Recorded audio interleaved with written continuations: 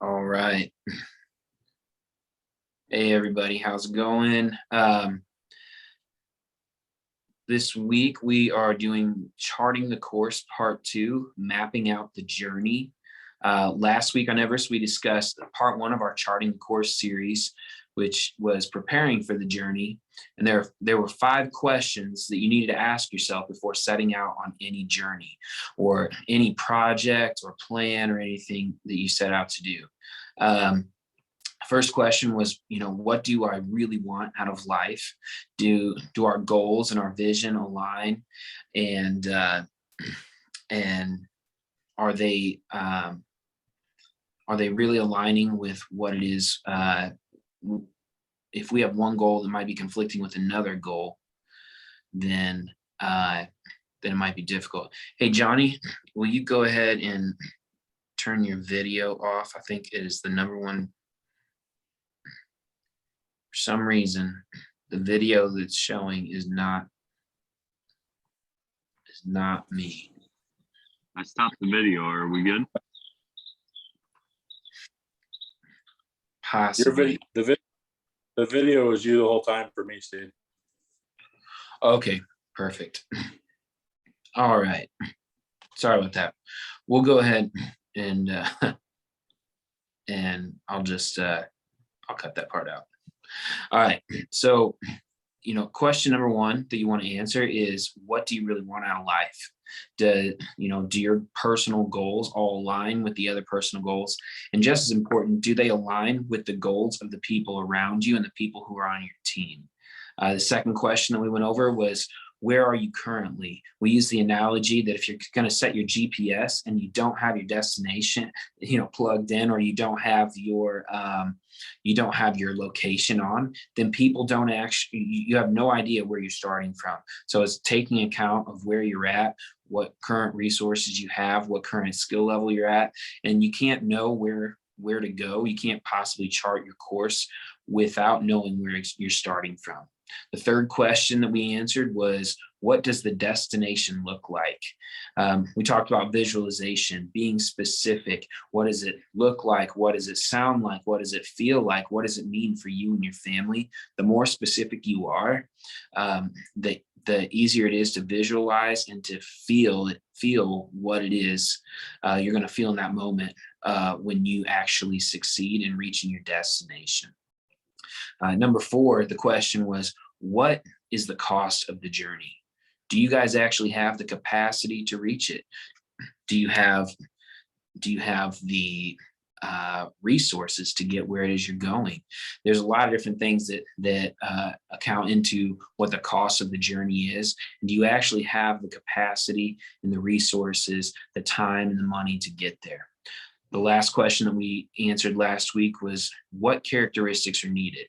I personally believe that who you are is actually more important than what you do. And if you focus on who you are, it's going to create an atmosphere around you that will actually bring those things to you. So who you are, like what characteristics are needed on this journey. For us in our business, we have these 3 key characteristics that we always look for. And people who don't align with one of those 3 key characteristics, they typically don't do well in our organization. So, what characteristics are needed for you to reach your goal? So if you didn't get a chance to listen to last week's Everest Zoom call, go ahead and check it out. I promise you won't be disappointed. You can find it at SeaPlussolutions.com, or you can go to our, just search C+ the plus sign Summit on YouTube, or you can read the footnotes on our new blog, the Seafarer's Journal, which is also located at SeaPlussolutions.com.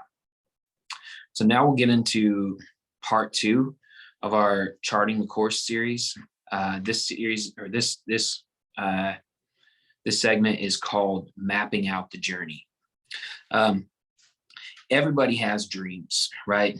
A lot of people have different dreams for themselves, and but the reality is most people don't actually see those dreams realized, or they don't have goals necessarily. People have dreams, but I wouldn't define their dreams as a goal sometimes. For me, if it's not written down, planned out with real timelines, then I actually wouldn't probably define it as a goal. There's nothing more sad than to listen to someone who's at the end of their life talk about their regrets. Like, I wish I had done this with my life, or I wish I hadn't spent so much time worrying about what other people think, or I wish I had spent more time with my family. And hindsight is always 2020. But if you actually take the time to map out your journey and define your destination, and turn your dreams into actual goals that are planned out, written down with timelines, then I promise you, at the end of your life, you'll actually have a lot fewer regrets and you'll live a life that's proactive rather than reactive. So today I'm going to go over, it's a really popular way of how to set goals. It's called SMART goals. It's just a lot of very practical tips on how to actually get where you want to be. If you are managing people or managing projects and you are not using some sort of system for setting goals, then there's a good chance that you are not as productive as you could be.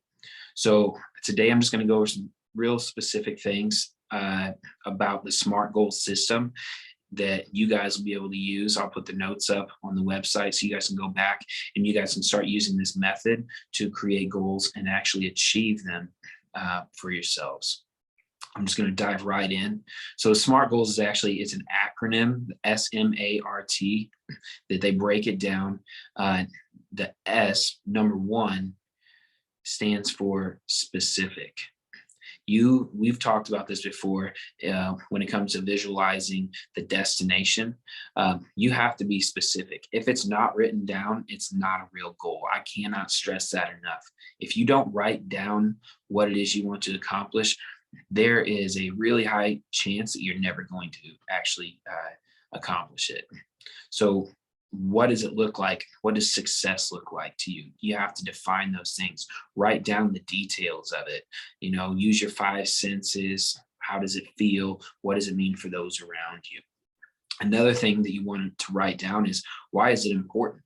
You be specific about why this is important to you. If you guys don't have a mission statement for your business and what it is that you're actually going for, then and the problem that you solve in the world, and you can't align that, it's going to be really difficult for your individual goals to align that with your individual goals, and to teach and get other people on your team to follow you into that mission.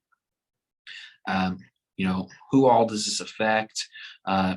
Which resources or limits are involved? How much money will it cost?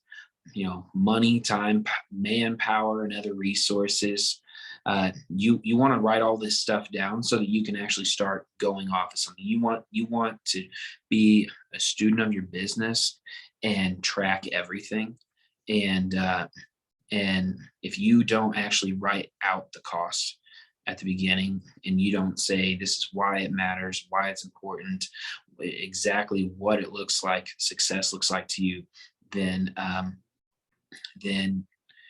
you're not going to have anything to go back to. You're not going to remember everything on the fly. It just doesn't work that way. One of the things that I like to do when I'm planning a large project, and I'll reiterate this in different points, is I like to break it down into smaller specific tasks or stages with multiple different deadlines. And I'll go more into that and why I think that's important. The second letter, M, in the SMART goals system, it stands for measurable. Your success should always be measurable. I say this a lot: be a student of your business and make everything trackable. If you made this much money, that needs to be tracked down. If so-and-so said, I can get this done in 2 weeks, and it actually takes them 3 weeks, and you find out that it's consistent, if you're not writing it down, you're not going to realize that it takes about 50% longer for that person. So when they give you a timeline which is measurable, then you need to be able to um, track all the things that are measurable within there so that you can set realistic goals. Um, Also, it's really important to break these things down into smaller tasks so that you can measure your success along the way. If you have a task of flipping a house, there's multiple different stages that go into it. And we can track a lot of these things because of our systems. But the thing is, if we don't break it down into smaller parts, then we can't prioritize. We can't put the right people on for the right job. Everything needs to be broken down into smaller tasks so that it's not overwhelming. And then really one of the things I think is most important about breaking it down is that um, when you reach a deadline, like if you have a deadline, you set a certain deadline at the end of every day, or maybe I want to get this done before lunchtime, there's a sense of accomplishment. It actually releases chemicals in your body that make you feel good when you reach a deadline, when you accomplish something. And as leaders, I really think it's important that we celebrate these accomplishments as well. That we have milestones that are measurable, and that we define what success looks like for each and every milestone, and that we celebrate these accomplishments and celebrate people together. I've had guys who, you know, they're really motivated by words of affirmation, and they're really motivated by a job well done.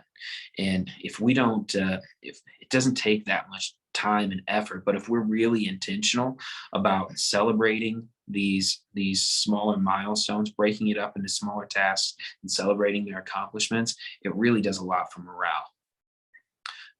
The third letter in the SMART goals system is achievable. As business owners or marketplace professionals, taking risk is actually part of our job. We're always taking risks, right? And we all love a good story when an underdog overcomes the impossible odds and defies reality to accomplish their goals. Um, these are the type of people that movies are made about. We all love watching when the guy who had been losing all season. Somebody comes in and gives him this one piece of advice, and he puts that advice to work, and he overcomes everything and becomes the state champ or whatever. There's a million stories just like it. However, reality does not always look like that. They don't make movies about everybody's life for a reason, because most people don't actually get that lucky, or they don't put in that amount of work.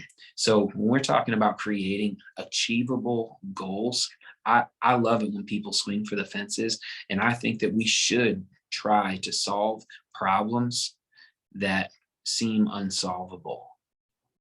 However, if you don't set realistic, achievable goals, it really affects your motivation and the motivation of those that you're leading in whether or not that thing's actually going to be achieved. So I always ask the questions like, what obstacles are in our way? For us, it might be permits or licenses or certain laws. We may not have the education to be able to accomplish a certain thing. Another good question is, does time actually even allow for it? Does our capacity even allow? Can we even get this done? Is it realistic within the time that we have? Do I have the people I need on my team? Do I have the skills on my team? Do I possess those skills or need education myself? Or do I have enough people to get this done realistically? Those are all problems that can be overcome. But until you overcome those smaller problems, you can't actually take on a larger project. Here's another good question. Do I have to rely on someone else to achieve this goal? When we go to sell houses or buy houses, there's a lot of different people who all have to approve of something before we can come to terms. For instance, right now, I have a particular seller that we've been wanting to flip her house for the last, over a year now. And she says she's motivated, but the thing is, we can't set a real achievable goal or timeline on flipping her house because she still has not done what's necessary to sell her house. She's actually not as motivated as we are. And she keeps kind of leading us on and telling us this stuff, but we have to rely on her before we can do anything. If she doesn't come to terms, then this goal that we have of flipping her house is just not actually achievable. You know, obstacles are there to challenge us. They help us grow. And I believe that most obstacles are there to be overcome, but sometimes fences and barriers are actually put in place to protect us from something that shouldn't be done. You know, you probably shouldn't go past that fence that's set there to protect you at the Grand Canyon. If you do, there will probably be consequences, especially if you didn't prepare for it properly. If, there are people who do crazy stuff like that. However, some things are there, some obstacles are there for a reason, and we need to take notice of those things. But I really believe that businesses are successful to the level of their ability to solve problems for their customers. So when we see all these obstacles, the more of those things that we're able to develop a solid plan using systems like the SMART goals system to overcome some of these obstacles that they have, I believe our value in the open marketplace is just going to skyrocket. So if we don't set realistic goals and timelines, we'll actually be discouraged, and it'll discourage others on our team for trying to reach something that's unattainable. So our goals have to be realistic. If they're not realistic and they're not actually achievable, it really dampens morale. And there's nothing worse than striving for something for a long time just to realize that it was impossible from the start. That leads us to the fourth letter in the SMART goal system, relevant. We want our goals to be relevant. When little kids, when they first start really becoming conversational, they all ask the same question. And they ask that question over and over and over again. And it's just a one-word question, and people get annoyed with it. And that question is why? And it's annoying because we as adults feel like we've already settled in our own minds what the actual answer to that question is on so many different things, And I can remember when my son was at that age, and while I enjoyed it to some extent, it also kind of got annoying.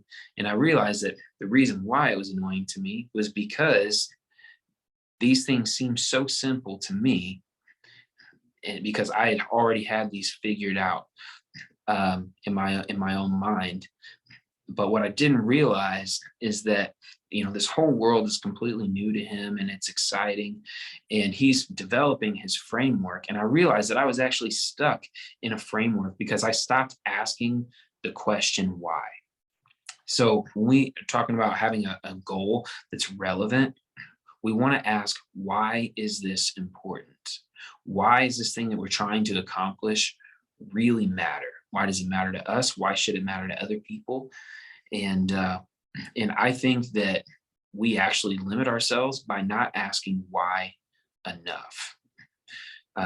So if you've ever been in like a small group discussion or even like a counseling session, they are always asking the question why.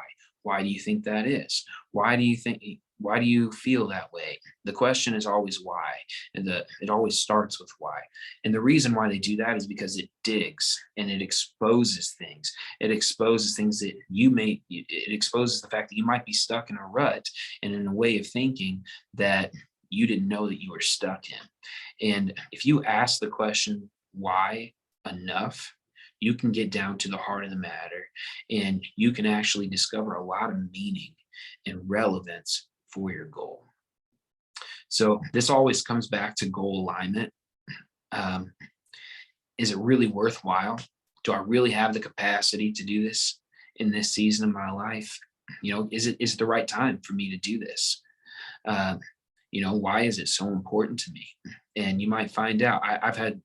I've coached some businesses where they're like, well, I need the money. I need the money. I need the money. And it's true, they did need the money. However, when they were chasing the money, they were making bad decisions.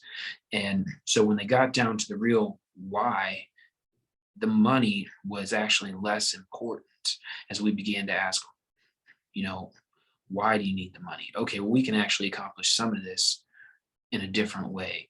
Or, there's a better way to do this than just chasing the jobs. If you take the time to work on your business and work on yourself, that is actually a better investment to reach your goals. It aligns more with your why than just chasing the jobs to get the money. So another aspect of goal alignment is how is this relevant to the rest of the team?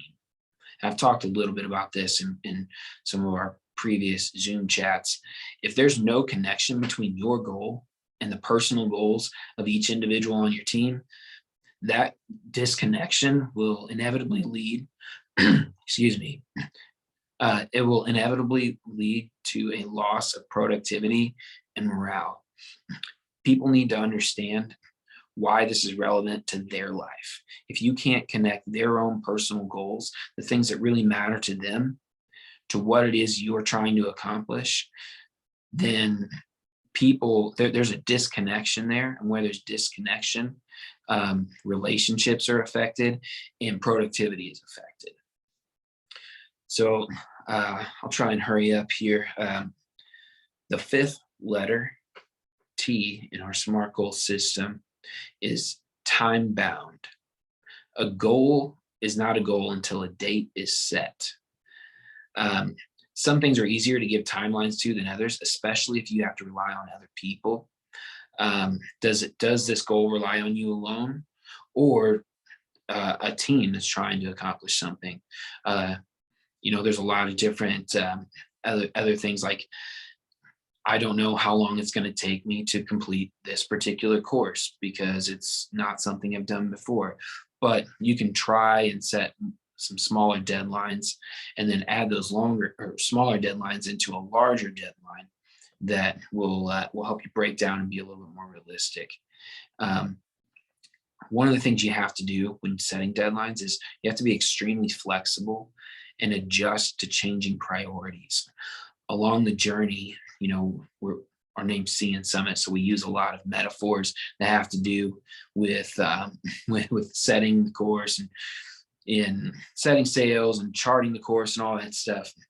But if you are out on the open ocean, and it might be the most important thing for you to just keep going with the wind. However, if a storm comes up, if you're about to hit a reef or something like that, your priorities change. And this happens in life. As long as you're dealing with other people, priorities are going to change. So you have to be extremely flexible and be willing to adjust to what's most important right there, right in front of you. Another little tip that I've realized is the more micro deadlines that we have, the more we break down things into smaller tasks, the more accomplished people actually feel on the job.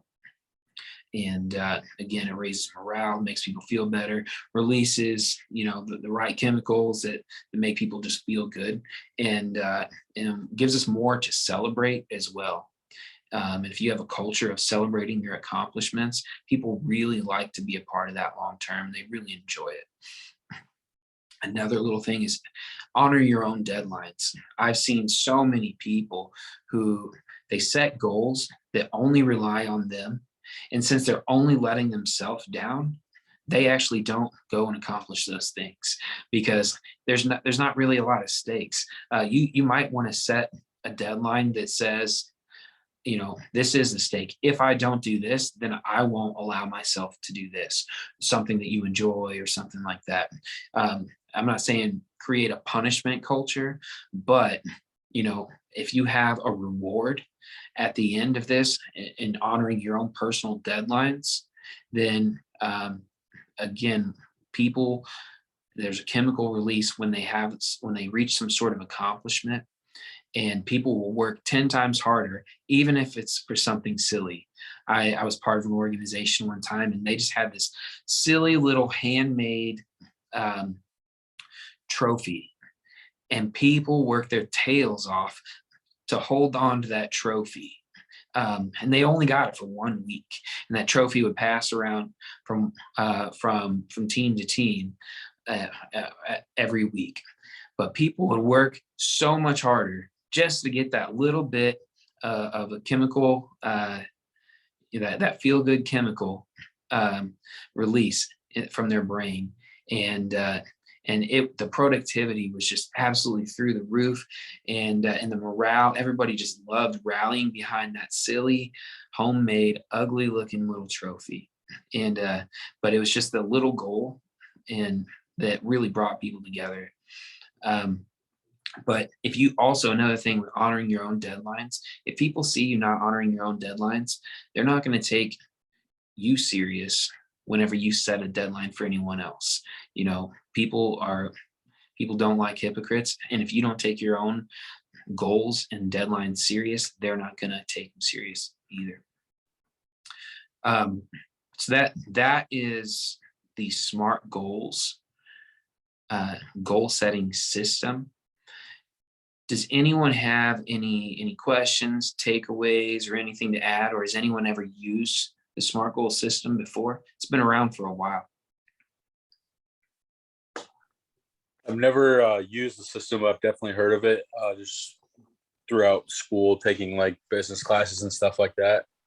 But I was just thinking, as you're talking, it's like it all sounded really good, for your business. But I was thinking personally, it's good to set goal for your personal goals, and that's a good way to do it for that as well. So I'm gonna be definitely taking advantage of that. For sure. For sure. Does anyone else have any takeaways or anything to add?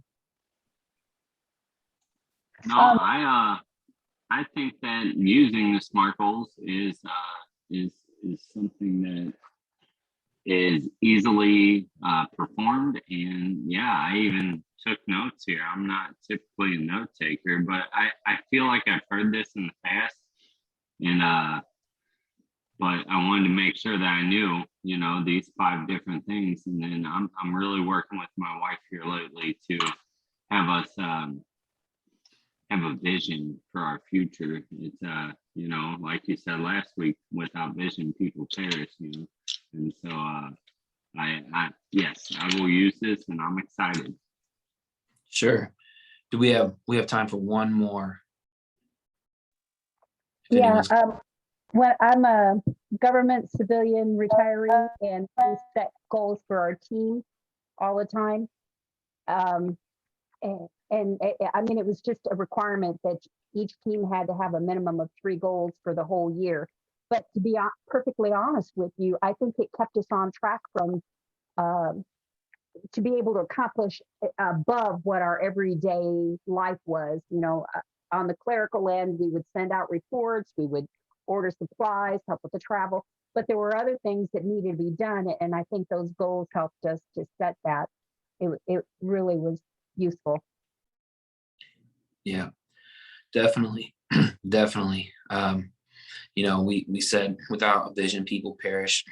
I think we could, in some applications, we could say without a real goal, people perish. They're not actually going to accomplish what it is they set out to do. A dream without a deadline or without it being written down is nothing but a dream. But when you actually set a deadline, it becomes, and you set a plan in place, it becomes a goal. So I have a couple little tips here just on goal setting. Number one is that SMART goals, it actually exists to help bring clarity and make things easier to create solid plans that you can follow and that others can follow with you. And it should never be reduced to just a list of rules that weighs people down. Nobody likes just, I do like checklists. However, if it was just this thing where it's like, well, you have to do this, you have to stick to this deadline, you have to do this, like you have to keep a positive attitude. If you don't keep a positive attitude about it, then SMART goals isn't actually making your life easier and you're doing something wrong. The second key, the second tip that I want to offer is course correction is always necessary. We preach about fire prevention and fire prevention systems and business systems, but when people are involved, planning is never an exact science. You do everything that you can to plan, but you also have to accept what you can't control, and you have to correct the course in the middle of everything. There are fires that are going to happen that are beyond your control, and just don't wear that. That's not yours to wear. With the things that are happening that's out of your control, you can't get frustrated about that. You can't get, you adjust, you communicate to the team. Sometimes it's frustrating, I get it, but adjust, correct your course, and accept what you can't control. And then my third tip is just focus on one thing at a time. It's not worth being stressed out. It's not worth having just constantly being driven without by goals. You have to take the time to celebrate each individual thing. You have to work on one thing. You don't want to, we use that Ron Swanson quote from that show Parks and Recreation. He says, don't half-ass two things, whole-ass one thing. And if you don't focus on one thing at a time, your time's going to be divided, your attention's going to be divided, and there's a good chance you're not actually going to be as productive as you want to be. And how you arrive to your destination is just as important as arriving there in the first place. If you are on your way to the hospital because your wife's having a baby and you speed and you get in a car wreck, the ambulance gets there and they take you to the hospital, you still get to your destination. However, you did not arrive the way that you intended to be there. If you focus on too many things at once versus breaking it down into smaller achievable goals, then you won't arrive the way to your destination the way you wanted to get there. This week's challenge is to take one of your current goals that you have and break it down using the SMART goals method. Write it down, make it specific, measurable, and achievable. Determine its relevance to you and your team, and set realistic timelines. And then give us, shoot us an email, leave a comment or a message on our website or YouTube or our social media, and let us know how it goes. Thanks everyone for joining us again today. Again, this will be put back up on our website at SeaSummitSolutions.com. And we'll also have our footnotes on the Seafarers blog that is also at SeaSummitSolutions.com. And it will also be up on our YouTube.